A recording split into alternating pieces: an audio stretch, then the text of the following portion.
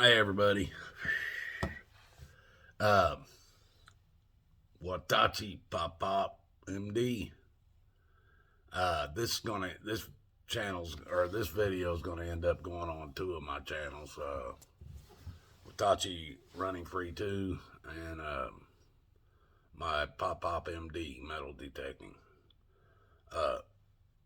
Those of you on Watachi Running Free 2, if you don't want to see this, shut it down now. But this is important to me in many ways.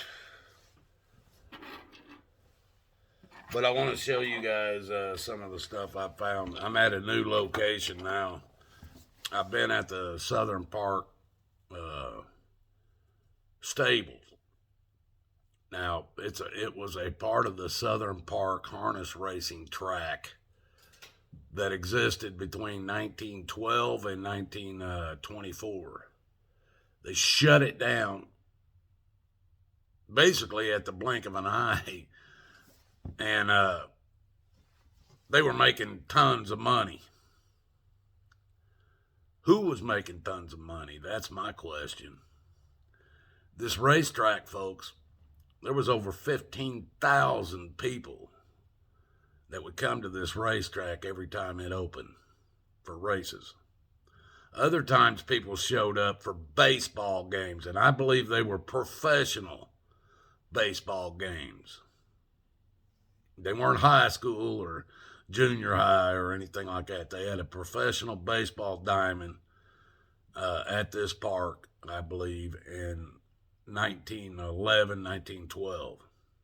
And I believe they did professional games here. Why nobody talks about this park just blows my mind, folks. There is absolutely no information on this park, this harness racing park. There's I think I've seen 3 photos, old photos that you really can't see much. You can see the bleachers and the track and everything, but it was packed full of people when the picture was taken. It wasn't real clear, of course, in the early 1900s. Hell, before I was born, even after I was born, there was only black and white photos. There was no color photos. So the only 3 photos that I've been able to find on this track are black and white, and they're blurry. Now you can see for the most part that it's a racetrack. There's a lot of people there. There was horse carriages and cars there at the turn of the 20th century. There was a lot of people that went in and out of that park. Now, the stables was outside of the park. The stables was built and owned by a lawyer. And where would a lawyer in the early 1800s or early 1900s have enough money to be able to store or hold at the stables 16 racing horses in the early 1900s? He was just a lawyer. Who was he a lawyer for? That's my question. I think he was a lawyer that worked with the mafia, the mob, because they run this area. They still run this area today. I had people a couple of years ago that I used to run around in Uber and running for Uber and Lyft. Well, a few of these people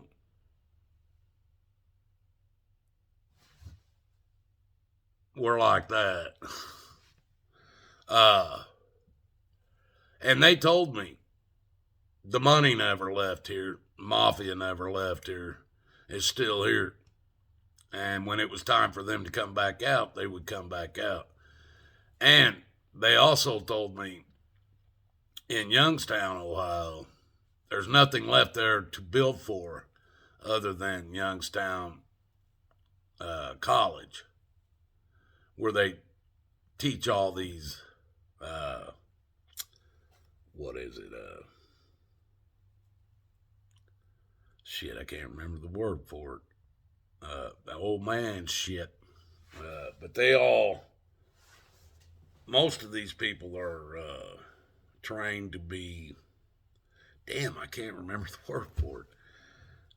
People look up Youngstown College, it'll tell you what their fucking, most of their degrees are. I can't remember at this point. But these guys used to tell me that the money's coming back out. This was a couple of years ago. And they're going to start reinvesting into downtown Youngstown. And they're going to build on the only thing that's left there to build on. There is no more steel industry. There is no other industries in this Youngstown, Ohio area but the college. Now, in the last couple of years, they've redone downtown Youngstown. And it's all built for the college. Youngstown College. University, whatever you want to call it. The Penguins, that's the name for their football team, I believe. The Penguins. Can't get no tougher than that. But I've moved across the street from the stables, the lawyer's stables that he built in 1911. I've moved across the street and I'm actually inside the property that was owned by the people that owned the track. Now, across the street, they have a huge house. Huge. And it, at one time, before the guy that owns it now, it had a stables, an old barn from the early 1900s or late 1800s, one of the two, along with this big-ass freaking house. Now, when it was part of the racetrack, this house was where the jockeys stayed when they came in to race at the track. When they had races going on, they'd bring the jockeys in, and this house is where they stayed. Now, it also had another 6. It could also house another 6 professional racehorses. Professional. They were big money racers, too. So where my trail that on the stables, I found a trail that's at least about 30 to 40 foot wide. I don't know how far it goes off into the woods because there's a wooded area right next to it that is so thick. And it's young trees. It's not big old trees. Probably about the time this track was built, it was clear-cutted. So these trees that are in this wooded area that runs along the trail, the Watachi Trail is what I named it. Because nobody seems to know nothing about it, so I'm going to name it. And it is a road, old trail that went, it's over 5 acres long on this one property. That's the entire length, depth, whatever you want to call it, of this stables, this Southern Park Stables that's famous. It's on the historical records and shit here in Boardman, Ohio.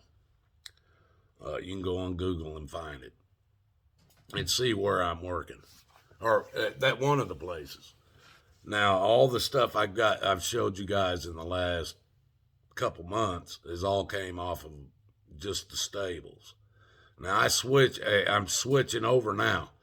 I'm gonna move away from the stables because they haven't cut the grass in so long that I can't even swing my damn metal detector in there anymore. Now, on top of it, everything is knee high or waist high, and you just deal with ticks and everything else when you start walking through that shit anyway. Even if you had a small enough head on your metal detector to swing it in high grass and shit, you'll be covered in ticks and poison ivy and everything else by the time you get through all that thick shit. So until the parks department or whoever comes in there and cuts that fucking historical site, until they get that cut, I'm moving away from there. I've done brought ticks on into my house, into my garage and shit. I ain't doing that no more. So I moved across the street to the guy that owns that big ass house that the jockeys used to stay in when they come in there. And I started talking to him. He's actually an Air Force. He retired in the Air Force, and he was a colonel when he retired. So he's making some fucking money off of the military. And his property lines right up with that trail that I claim is on the other 5 acres. Or actually, it's 8.6 acres, but the trail runs across 5 acres of the fucking lot. So I went across the street. I've talked to them a couple of times before I ever asked them to dig on their property at all. And I took the gun and stuff that I found over at the stables and the rest, all the horseshoes. I've showed him all this stuff, and I said, I'm serious about this. I'd really like to run across your property and see what I can find. And he gave me the great big okie dokie to do it. And he's got about 2.5, 3 acres himself. So I started there a couple of days ago. And on my first day, just a few hours of running through there. Now, I got a bunch of stuff on the table already, folks. I've had to clear off the stuff from the stables because I want to keep this shit separated so I know where it came from. So I'm going to box that shit up, mark it stables, and then this one, this property, I'm going to mark as the jockey's residence. But I want to show you a couple of things that I found on the first day, and then I want to show you what I found today. I'm going to start with this right here. It's called a Buddy L. Corbin Padlock. That's what this was, a padlock. Now, I found these 2 pieces in 2 different holes. And once I cleaned them up, and I started realizing one of them had 3 holes in the back, and the other one had 3 studs. And I was looking at them, I was like, these 2 pieces go together. And if you look on there, it says Buddy L. Corbin is in the circle at the bottom is the name of it. If you guys look this up, this was a toolbox that you could buy in the late 1800s, early 1900s. And it was called the Buddy L. toolbox. Now, they had different toolboxes that you could buy. And some of them was like for a carpenter, some of them were like for a plumber, some of them were toys for kids. They might even be in the shape of a car or a truck or something, but you opened them up and it had toy tools inside it. That's how famous this place was. Now, they had these high dollar, and they claimed these were high dollar tools. The Buddy L tools and the toolbox and the lock were all supposed to be high dollar shit back in the early 1800s, late 1800s, early 1900s. And that's where that lock come from. Now, whether when the person that broke that lock off, whether it was on the toolbox that it came with, or whether that lock was on something else that they had to bust it off of, they clearly busted that lock into pieces. I found both pieces and put them back together. They are back together today. Now, another piece I found, and I believe it to be some kind of a button. As you can see, it's hollow. As I turn it around, It's probably made of copper. Maybe could be silver. There's a little pinhole right through it. You can see it right there. On this one. But it looks like it could have been a cap on some kind of a button or something. I didn't know when I found this one yesterday what the hell it is. I've never found one. But it is like a button.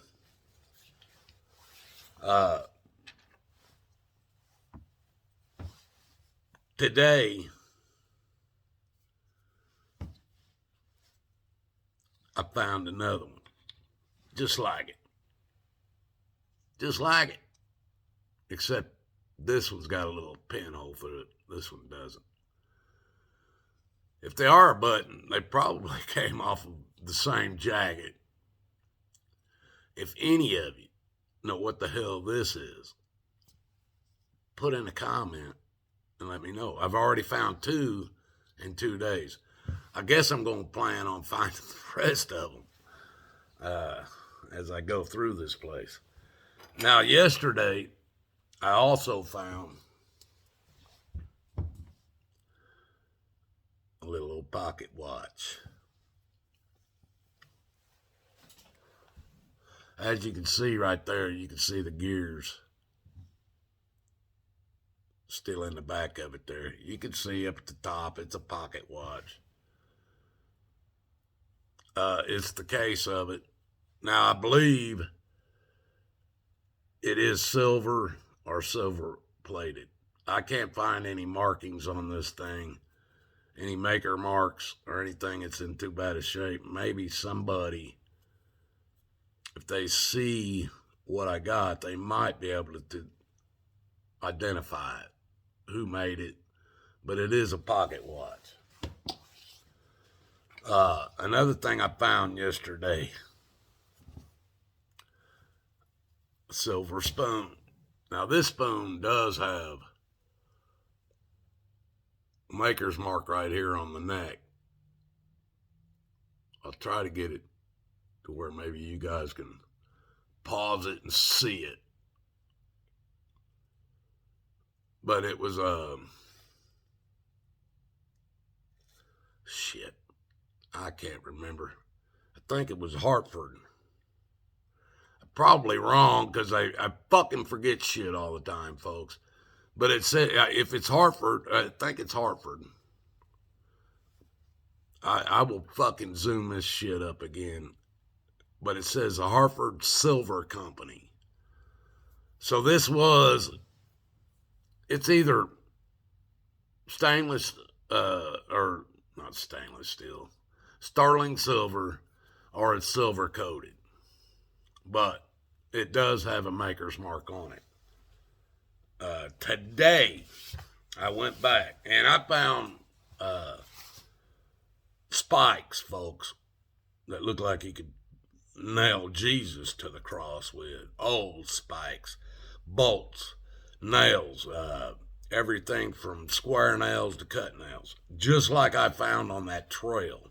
I haven't found no tools yet, but I'm not swinging for that. I'm not moving my metal detector for that. I'm looking for non-ferrous objects, like the watch, like the lock, anything that's not metal. That's what I was looking for today. Now I'm going to show you this. Let me see if I can get it up there and get it focused in. Now, it looks like to me it's brass. Could be some gold in it. But if you see that little ring that goes around there that's real shiny, there's also like a clear something. I think it might even be glass that's inside there. Now, if you take this, I'll try to get you to where if you pause it and take a picture of it, you can blow up right here in the center. There's a maker mark. Let's see if I can get it. I don't believe I can get you to see it. You have to really blow this thing up to see it because it's so corroded. But it says Beatrice And it has actually it looks like a bee that you'd see flying around. And then a tris, or no, tris under it, TRICE under it. And then on one side of the bee wing, it says 18. On the other side of the bee, on the other wing of the bee, it says 74. This is an 1874 Beatrice Locket that would hang around your neck, and you would put pictures on both sides of it. That's what this ring is. It's holding in whatever you would put the picture under. It's corroded in. I can't get it out right now. But you can also see where the hinge was and where the latch was on this side. I've done researched all this shit, folks. Whether it's brass or gold, I'm not for sure, but I'm going to have it tested when I take the rest of this shit down. But it is a famous 1870s locket necklace. Another thing I found today, folks, the fork. Oh, fork you. This one has no maker mark on it. I believe it was maybe silver plated. Copper with silver plating over it. It is an old fork. Now the tips are gradually busting off of it, and they're at an angle, but that ain't the way they was. This one here is real weak, and I could probably snap it off right there about my thumb. So the other pieces have broken off. Now, whether they broke off when I was digging them up or not, I don't know. But you can also see bends in it. But you can see it's decorated. And it was probably silver plated. Now, this thing, this was all rolled up, and it reminded me of some kind of salve that you'd put on a sore or other things. I want you to see this. And I want you to, if you need to read some of that shit on there. This was some kind of fabric repair. Whether it was, and it was heat proof, and you can read all the shit on there. It would fix furs and silk and all kinds of shit. I don't know how old this is. It's got a plastic lid on it. But I can't even find it online nowhere. There ain't a brand name because it's all wore off up here. So I don't know what brand name it is, but it says Fabric Mender. Let me see if you can see it right here. Fabric Mender. Colorless. Heat proof. What does that say? Stops runs. I don't know what that is. You guys can read these. I'm reading them backwards here. There is no date on it, but I think this is pretty old, even if it's just 1900s. I gotta take this jacket off. I'm sweating, folks. Fucking heater's got me sweating in there tonight. But one of the last things I want to show you, folks, and I found these two coins in the same hole. Now I'm going to set these up here where you can clearly see. But they're pretty wore out. Let me bring this down here. Line these back up. Give me just a second, folks. Line these back up. You can clearly see their pennies. You can clearly see Washington's head, or Abraham Lincoln's head on them. Let me flip them over. You can see the monument on the back. And I believe you can even see, I got to use the light because this stuff is so thin. You can even see 1 cent right there on it. So you know it's a penny. But the thing I want to show you, folks, is this. I'm putting it right next to a regular size penny. Let me see. Can I get it up here? See how thin it is? See how thin the one in this finger is compared to the other?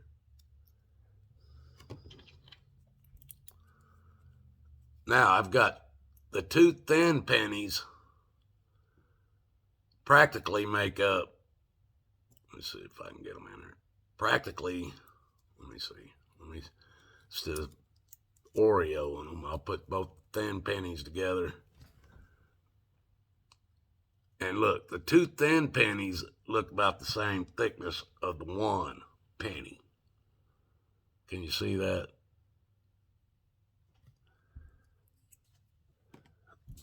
These two pennies are the size of a dime. There is no edge around them. No border or anything. Let me pull this penny back out. As you can see, the border, the edge, I ain't got enough light up here. You can see the border that goes around the edge of this penny. And this ain't even an old penny. But you can see that border. There is no border on this penny. It's very little. This thing, when I picked it up, I thought it was a dime. Both these came out of the same hole. Both these thin-ass pennies came out of the same hole. Now, I look up these thin pennies, and what they're showing me online is they were a experiment. That somebody took some acid of some kind and put these pennies in them. This is what they're telling me online. Somebody took some acid, put these pennies in them, and burned half the fucking shit away from it. That's what they want me to believe. Now, who would have took these two pennies and put them in acid to do some kind of experiment with, and then lost them at the same time? Or threw them in a hole and buried them? Is that what you want me to believe? I don't know why those pennies are thinner. Was it a mistake when they stamped them out? They stamped them out on a dime size fucking penny instead of a regular size penny. But what happened? I don't know. I don't know the truth about this shit. I'm just telling you what they told me. That there was some kind of experiment done and somebody put these pennies in acid to thin them down. Now, why would anybody do that? What experiment would they be doing to do that? I don't know. Don't even care. But somehow I found two of them. I didn't even know they existed until yesterday or today. I didn't even know these thin pennies. And evidently there's a bunch of them running around. So, you tell me, folks. Was it an experiment? Or did they just don't want to pay what the pennies are worth? They're not in good shape. I can't even get a date off of them. And matter of fact, the ones that I have seen that had dates on them, they were 1930s or older. So if I could get a date off of them, they would probably be 1930s or older, is what I figure. Did they quit doing the experiments in 1930? Is that what it was? I don't know, folks. But listen, this shit interests the hell out of me. Will I make any money from it? Probably not. Most people don't even care about the shit I found. Especially the people who live around here. They don't give a shit. But you know what? I'll keep collecting. One of these days, I'm going to come across something. that nobody else has found on these properties that I'm working. And it's going to be worth something. But that's the thing about metal detecting, folks. It's just like fishing. You go out there and fish one time, you might get lucky and hit one of them 6-pound bass. Chances are you're not. Chances are it'll be like me. Take you 20 years to catch a 6-pound bass. But I did catch one. Largemouth bass, 6 pounds. And that's the way this metal detecting is. If you're not willing to go out here and dig the garbage, you're not going to find the good shit. So, if this is something you're looking to get into, no, you're going to dig many holes. Many holes. I do it for fun. If you're doing it for money, you're in the wrong business. Unless you know where the shit is. Guys, it's been a long one, another 31-minute video. I don't even know how this shit gets this long. It doesn't seem like to me it's been 31 minutes. But I want you to know, I'm going to keep showing this shit, even on Watachi Running Free 2. If you don't like it, wait for the next video. If you like it, you can go over to Pop MD. Matter of fact, I'll try to leave a link in this video for it again, and you can see all the stuff that I'm building or finding. I'm not going to show it on Watachi Running Free. So, you guys, God loves you. I love you too. Please find Jesus' path that he left for us, and please find a way to the Father. Please find a way that I'll see you guys in heaven. Those of you that follow me, I don't want to leave you here on earth and go up to heaven. You guys go to hell. I want to see you in heaven. Hell, I don't get to talk to you at all face to face here. I at least hope to talk to you face to face in heaven. God loves you, and so do I. Pop, Watachi is out.